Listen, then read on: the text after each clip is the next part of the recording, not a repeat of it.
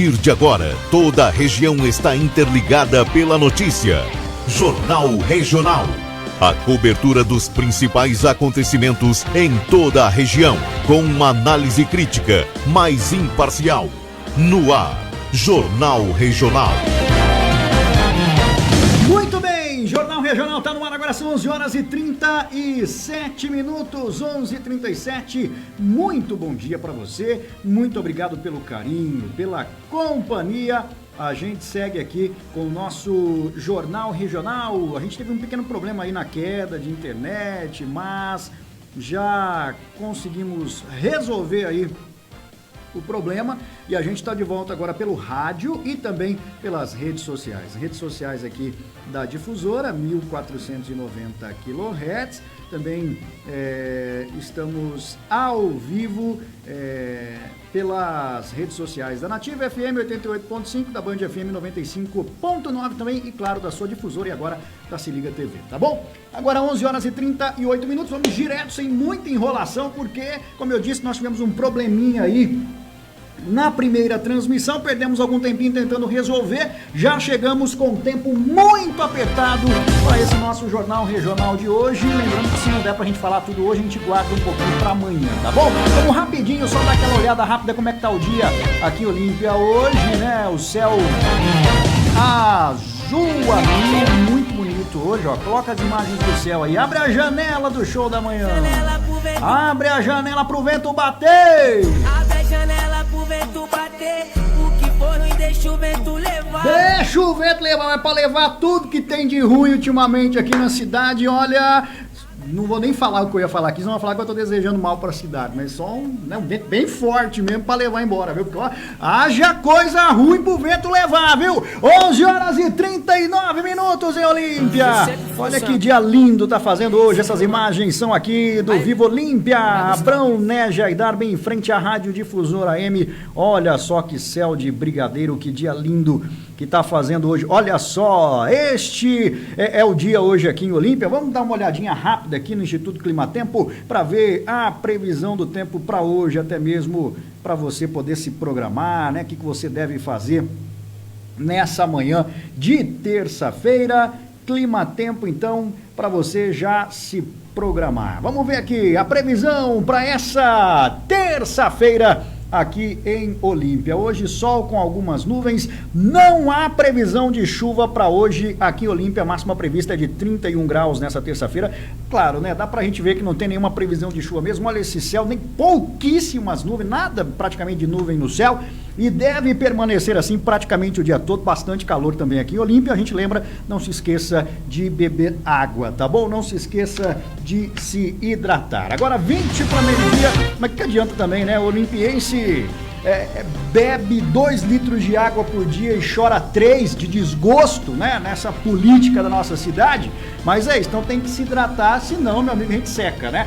20 minutos para meio-dia, entre os destaques de hoje, a sessão da Câmara de ontem, vergonha de novo, né? Parece que esses vereadores não vão realmente mudar a forma de agir, não. A gente percebe aí que vão ser anos sombrios, difíceis, tá? Uns gostam de chamar isso de harmonia no Legislativo. Eu já daria outro nome, daria submissão. A Câmara de Olímpia simplesmente se transformou num puxadinho da prefeitura, né? E o que mais nos deixa decepcionados, o que mais nos causa estranheza, a gente sabe que muitos ali já eram bate-paus do prefeito desde antes, outros já se elegeram na coligação atual, mas o que parece é que nós não temos oposição em Olímpia, né? Quem antigamente gostava de ficar batendo na mesa e tal, na hora que tem que se impor, vira um carneirinho. É aquilo que eu falei, Pitbull tá virando Lessie. E isso é muito triste, isso é muito preocupante para nós, viu? Vamos falar sobre isso ainda no jornal de hoje. Outra informação que nos traz também muita preocupação é que a Santa Casa de Barretos está correndo o risco de fechar 50 leitos entre UTI e enfermaria. Daqui a pouco eu vou te explicar o porquê. Aí eu quero que o governador João Dória venha colocar a região na fase vermelha de novo, falando que o índice de ocupação de leitos aumentou. Se ele fizer uma cachorrada dessa, porque tem dedinho dele nisso, daqui a pouco eu vou explicar o porquê. Aí nós vamos desmascarar, né, o que está ocorrendo aqui, porque aí é o que eu sempre digo, no início de tudo, no início da quarentena, eu falava o seguinte, olha, vamos segurar um pouco o pessoal em casa para dar tempo da rede de saúde ser estruturada. Mas agora o que eles estão fazendo é desmontando a rede de saúde e jogando a conta pro comerciante pagar, que tá aí sem faturar, com a corda no pescoço há muito tempo. Então já eu vou falar sobre isso e eu peço para que você fique com a gente. Uma outra informação muito triste também para essa terça-feira é o seguinte, Olímpia atingiu a marca de 100 mortes por causa do coronavírus. 100 vidas perdidas para a pandemia. Muito disso tem a irresponsabilidade, a imprudência de pessoas que se aglomeraram, mas também tem muitas vezes a falha também no sistema de saúde, a gente sabe muito bem disso, né? Então é o que a gente sempre diz, eu não digo aqui que o vírus não exista, não é ser negacionista quando a gente questiona, por exemplo, medidas tão restritivas como colocar a cidade na fase vermelha, como a gente tem visto. Mas o que a gente questiona, o que a gente briga é que não é essa a forma de lidar com o vírus apenas. Que as pessoas já não conseguem mais ficar em casa, ninguém mais segura as pessoas em casa, e a gente percebe que parece que o único responsável por isso é o povo, é a população, quando não é. As nossas autoridades também têm a sua parcela de culpa nisso. Vamos falar sobre isso ainda hoje aqui também no Jornal Regional, viu só? Tem muita informação, né? Pouco tempo e muita coisa para falar, então vamos direto com as informações para vocês. Eu começo rapidinho, resumindo aqui as informações do setor policial. Nós temos também algumas informações do setor policial para passar para vocês. Eu acho que eu vou ter que selecionar algumas aqui, porque não tem muito tempo para falar tudo. A ocorrência que eu quero destacar para vocês hoje envolve também o combate à pandemia. Algo que eu reprovo completamente. Não é assim que a gente lida com o problema, até porque os fiscais são trabalhadores, estão cumprindo ordens, né? E já tem gente aí ameaçando fiscais pela cidade. Isso não é nada legal, viu, gente? Tem um boletim de ocorrência aqui de desacato e ameaça registrado na Rua Davi de Oliveira, no dia 7 de fevereiro. 2 fiscais de posturas da prefeitura procuraram a polícia ontem, dizendo que no domingo, dia 7, eles estavam fazendo patrulhamento pela cidade quando passaram ali pela Rua Davi de Oliveira e viram perto de um bar um monte de gente ali aglomerado, o que não pode, segundo as novas regras do Plano São Paulo. Então, eles foram estacionar o carro. Nesse momento vinha um Voyage logo atrás e o motorista deste Voyage emparelhou o carro com o carro da fiscalização. Inicialmente ele começou a criticar os fiscais pela manobra brusca para fazer o estacionamento. Parecia inicialmente que era uma briga de trânsito. Mas na verdade o que motivou toda essa fúria do homem foi o fato de serem fiscais da prefeitura. Porque quando olhou para o carro, viu que estava lá escrito fiscalização, Prefeitura de Olímpia, ele questionou, falou, vocês são fiscais? Vocês vão multar o rapaz do bar aqui? Multa para vocês verem o que vai acontecer com vocês. Eu sei onde vocês moram, então ameaçador. Não bastasse isso, ele desceu do carro, ele parou o carro no meio da rua, começou uma discussão, começou a discutir com os fiscais. Segundo os fiscais, em momento algum houve ofensa. Só que houve ali, né, bate-boca. Isso pode ser até considerado como uma ameaça. A multa para vocês ver o que vai acontecer com vocês. Eu sei onde vocês moram. Isso foi encarado pelos fiscais como ameaça e não é para menos. Então, por conta de tudo isso, ele deixou o local logo em seguida, tumultuou todo ali o trânsito, porque parou no meio da rua, virou uma fila de carros ali perto. Mas aí, logo em seguida, após essa discussão, o rapaz foi embora. Os fiscais conseguiram fotografar e anotar a placa do carro. E essa informação foi passada já para a polícia aqui de Olímpia. Eu sempre digo, a gente às vezes fica chateado, que nem eu falei agora, olha, o governo do estado está querendo fechar os leitos, né, e depois vão jogar a conta para o comerciante. Mas não é com o fiscal que você tem que brigar.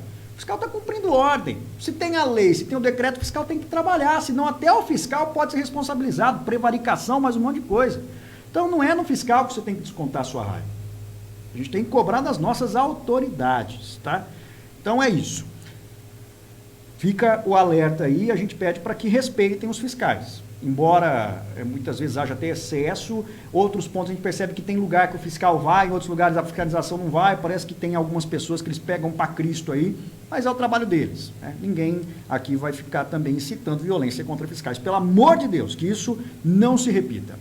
Bom, 14 minutos para o meio-dia, Luzo Anon está perguntando se vai ter aumento de gás. Aumento de gás é nacional, é geral, isso é ANP, né, Petrobras, tem uma série de questões aí. Então, o valor do gás é nacional, aquele aumento que a gente vai ter para a gasolina nas refinarias e para o gás também vai ocorrer aqui em Olímpia. Agora, se os revendedores vão repassar para a população ou não, aí depende de cada revenda, de cada um. mas o reajuste que a gente está ouvindo falar é em todo lugar, tá bom? Carmen Lúcia está dizendo que o Dória cortou até um auxílio, as contas atrasadas, sem trabalho. Não, mas o auxílio não é o Dória, o auxílio é o governo federal. O auxílio emergencial é federal. O Daí Ballarini está aqui, Fred A. Matias, Maria Elisete Claro, minha mãe, Dona Cida, também está acompanhando a gente. Muito obrigado. A Marlene, minha prima, né? A Marlene Regatieri também. Valeu aquele abraço. E todo mundo que está aí acompanhando o Jornal Regional. Daqui a pouco eu mando abraço para todo mundo de uma vez, porque hoje o jornal, como eu disse, está bem apertado aqui o tempo. A gente tem que correr contra o tempo para dar tempo de passar todas as informações. Eu nunca falei tanto tempo numa frase só. Tá bom? É que a gente começou bem atrasado aqui por conta de problemas com a internet, né? E agora a gente está aqui tentando passar todas as informações em pouco tempo. Bom, falando ainda a respeito da pandemia, a Prefeitura de Olímpia decretou luto oficial de 3 dias em respeito às famílias e os amigos das vítimas da pandemia aqui na cidade. Infelizmente, ontem nós alcançamos a marca de 100 mortes, 100 vidas que se perderam para a pandemia de coronavírus. Então foi publicado esse decreto aí, 3 dias de luto oficial aqui no município. Como eu disse, a cidade chegou a 100 óbitos por conta do coronavírus. A vítima mais recente, o óbito mais recente, é de uma senhora de 67 anos que possuía comorbidades e faleceu durante atendimento na UPA aqui de Olímpia.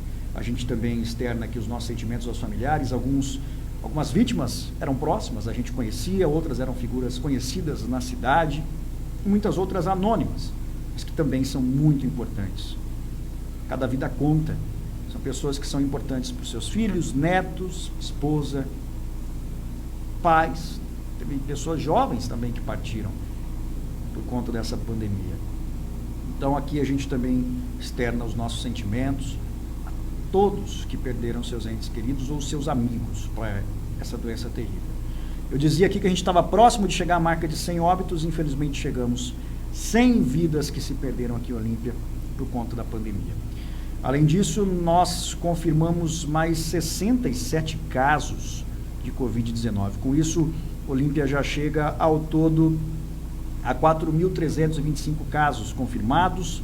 Destes, 4.147 pacientes estão curados, 100 morreram e nós temos 78 em tratamento. Destes, 60 estão em monitoramento domiciliar e 18 seguem internados, sendo 6 em UTI.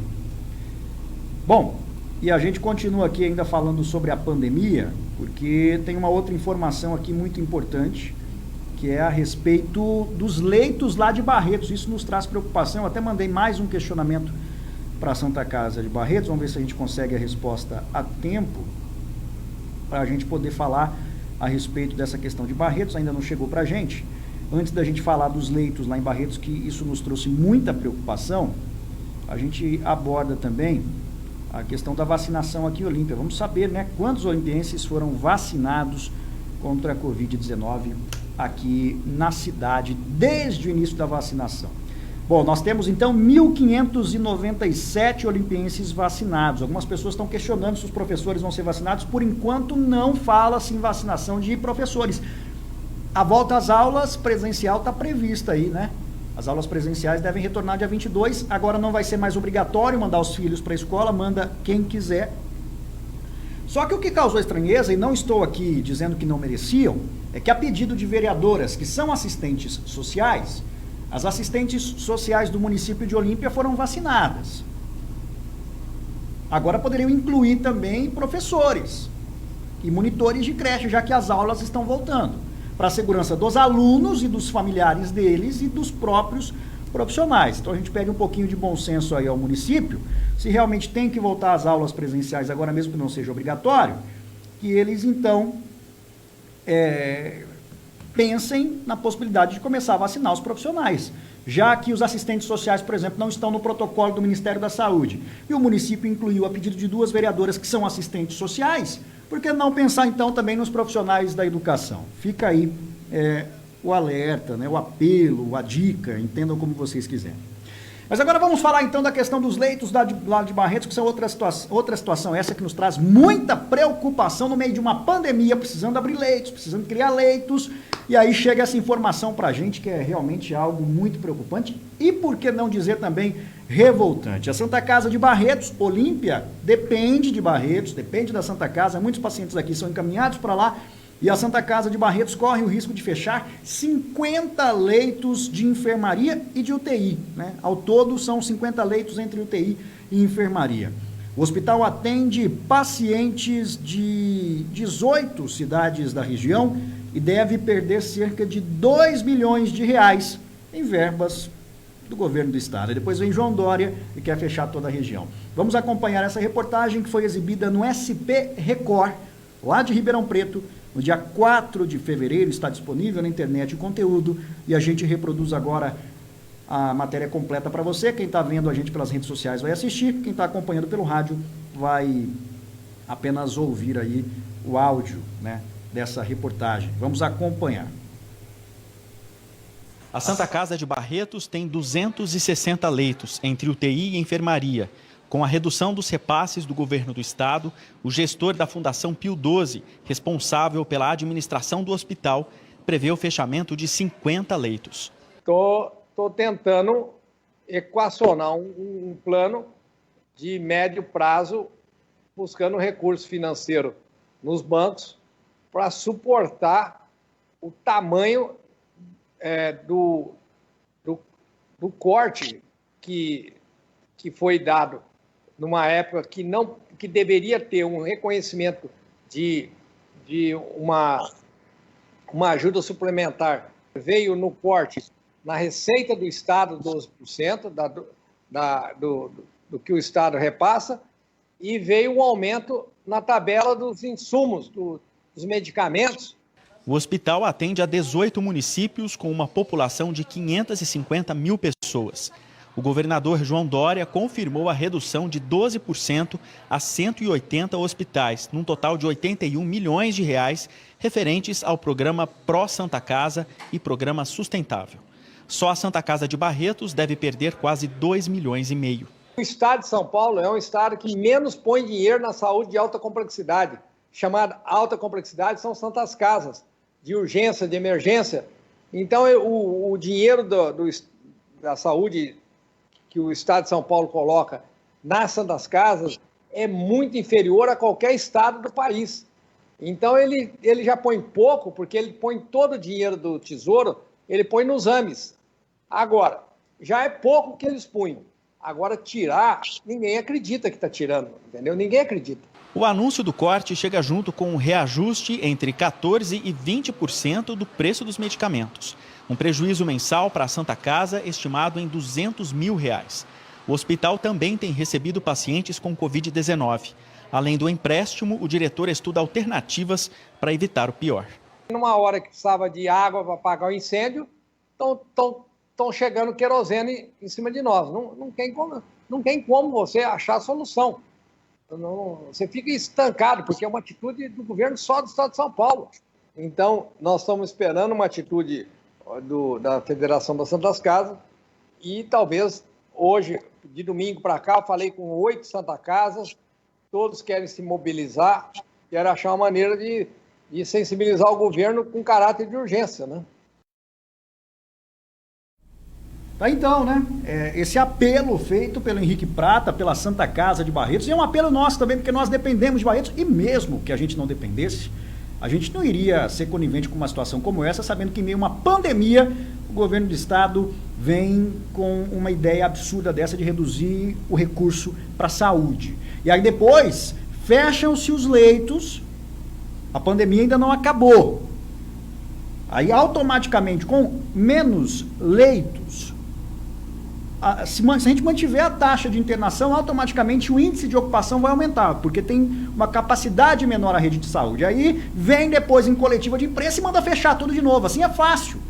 O comerciante já está pagando a conta, o comerciante está com a corda no pescoço. Por que o governo do estado não se planeja também para manter a estrutura da rede de saúde? Está terceirizando a culpa, está jogando a conta para o comerciante que já está sofrido pagar, numa hora que deveria estar estruturando a rede de saúde ainda mais, para permitir uma folga, para que a economia tivesse fôlego para respirar, ele manda fechar tudo, é mais fácil fechar tudo e segurar o dinheiro lá em São Paulo e não repassar para a saúde, para as santas casas que prestam um serviço excelente. Então, se o governador João Dória mantiver essa postura, a gente cobrou a Santa Casa de Barretos para saber se houve alguma mudança de quando essa reportagem foi gravada até agora. Eu estou aguardando a Santa Casa de Barretos mandar para a gente. Mas se houver isso, se concretizar, e o governador vier fazer coletiva de imprensa dizendo que a gente está na fase vermelha de novo, não dá para a gente aceitar mais isso calado. E quem deveria comprar essa briga e ir para cima são os prefeitos da regional. Cadê? Não existe executivo na região, além da prefeitura de Barretos. Prefeitos da região, não vi ninguém até agora se posicionar sobre isso. Nós temos um deputado federal aqui em Olímpia, que é de Olímpia, que gosta de bater no peito. Não vi ele peitar o Dória até agora por causa disso. Será que é porque o Dória é do mesmo grupo político? Será porque o João Dória quer levar Rodrigo Garcia e seus apaniguados e nesse pacote pode ir junto Geninho Zuliani pro PSDB, para daqui 2 anos saírem aí como candidatos, né? Rodrigo Garcia para governo do estado de São Paulo, o Dória para presidente. Será que é por isso que está todo mundo quieto? Será que é por isso que ninguém compra a briga? Cadê esse pessoal na hora que a gente mais precisa deles? Na hora de sair na foto e fazer politicagem, existem. E depois, cadê esse pessoal? Não vejo ninguém. Então isso é muito revoltante e é importante o comerciante ficar sabendo disso. E a gente vai continuar, neste caso, vai continuar acompanhando. A Secretaria Estadual de Saúde informou que foi necessário fazer esse corte para adequações no orçamento. Disse ainda que apenas no ano passado a Santa Casa de Barretos recebeu 34 milhões e 600 mil reais ao ano passado, mas esse dinheiro foi gasto, não é poupança. Não fica guardado esse dinheiro.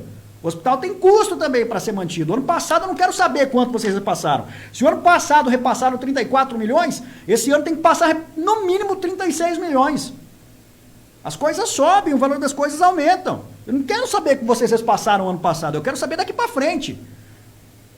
Além disso, disse que esse corte está amparado na lei orçamentária e que isso não vai representar prejuízo aos pacientes. Quer dizer que fecham-se 50 leitos entre UTI e enfermaria, isso não vai prejudicar o atendimento. O paciente não vai ser prejudicado. Por quê? Tem 50 leitos sobrando lá?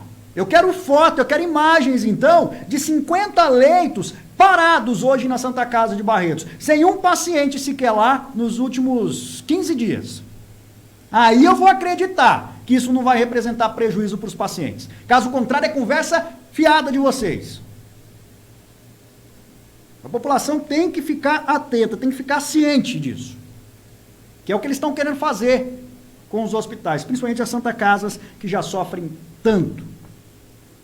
E a gente está aqui do lado da ciência, mas a gente também está do lado da coerência. A gente sabe que nós vivemos um momento muito complicado, a gente sabe que a gente precisa de algumas restrições, mas não dá para ficar. Faz tempo que eu estou dizendo, o Plano São Paulo está errado, do jeito que está sendo feito. Não é só jogar a culpa por comerciante, não é só fechar comércio. E o Estado vai fazer o quê? Qual a parte que ele está fazendo? Vacina? A conta gotas? É isso? E a rede de saúde que tem que ser estruturada? E o número de leitos que tem que ser mantidos? Já fecharam recentemente 40 e poucos leitos, foram descredenciados lá na Santa Casa de Barretos. O que aconteceu? Começou a aumentar o número de índices, fase vermelha. Aí tiveram rapidamente ali que reativar 20 e poucos leitos. Lembram disso? Foi o que permitiu a gente ir para a fase amarela de novo, para a fase laranja, na verdade, nem na amarela. E aí? Vai ficar até quando nessa pouca vergonha, que eu não acho outro termo para usar em relação a isso que vem acontecendo? Então, a gente vai ficar de olho nisso. Repito, eu já cobrei também a Santa Casa de Barretos, porque como essa reportagem é da semana passada, eu quero saber se houve alguma mudança nessa negociação entre o Estado e a Santa Casa, né?